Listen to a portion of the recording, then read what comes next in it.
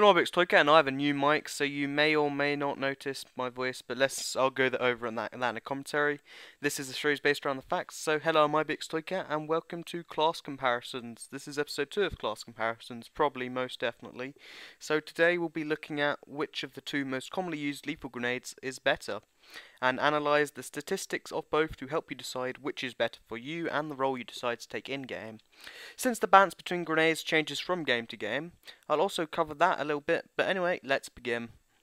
There have been 3 previous Call of Duty games which have had both a sticky grenade and a fragmentation grenade in the same slot of creator class, and the balance between the two changes from game to game, which is something many are not aware of, so many players have misconceptions as to which is more powerful in the current game. In World at War, the frag grenade was more powerful by quite a considerable amount, and as a counter, the sticky grenade, the MW3 or whatever the fuck it's called, is far better against tanks and is immune to the tossback perk. In Modern Warfare 2, the balance switched, with the Semtex becoming the more powerful grenade, and as a result, many players preferred the piece of equipment. And in Black Ops, the switch back to the frag grenade being the dominant one was made again, but with the difference being slightly less pronounced than in Modern Warfare 2, and the radiuses staying the same. In a unique case, in Modern Warfare 3, the grenades have the exact same damage and throwing trajectory, with damage values remarkably less than in previous games because of the game's focus on gun-on-gun combat. This is not to say grenades are useless, but the emphasis is on using grenades for objectives or finishing off enemies. So which grenade you use really does depend on which grenade you like better for its uses, rather than one being more powerful than the other. With a slightly unique exception being Blast Shield, but, you know, I'll quickly cover the small reasons that may push you to one or the other.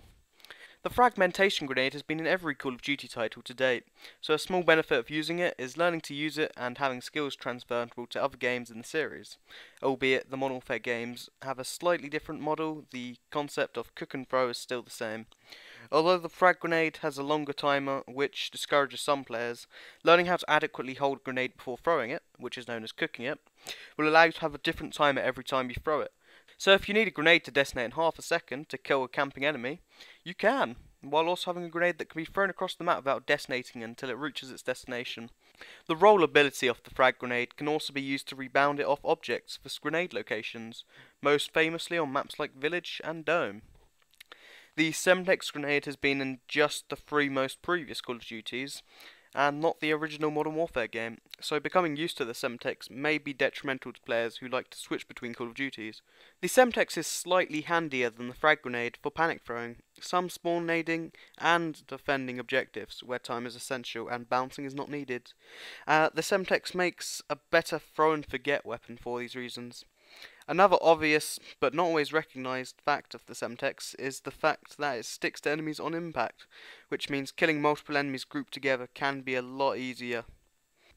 Sticking enemies with a Semtex will also go through Blast Shield, and is the only way of killing a Blast Shield player with grenade without previously wounding him.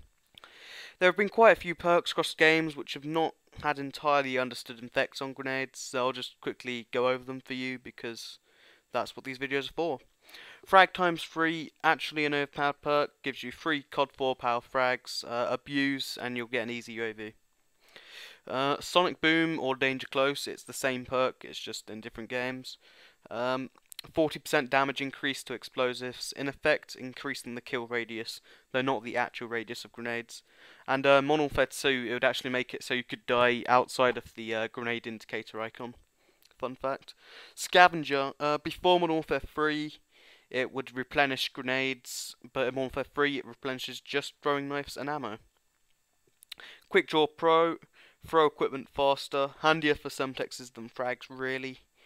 And Blast Shield is immune to death by grenade excluding Semtex stick, and it gives you a 45% reduction. And if you combine the right shield with Blast Shield, it makes you completely immune to dying by anything, as long as it's on the right shield side. Just a handy pro tip there. And Recon, damage by grenades will AUAV targets on the radar.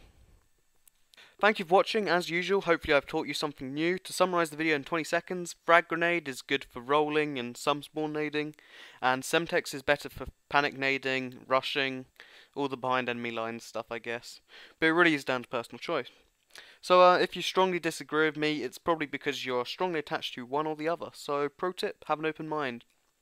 Let me know in a comment if you'd like to see a Claymore versus Bouncing Betty episode. And while you're there, also, what do you prefer, Frag or Semtex? And have a good day.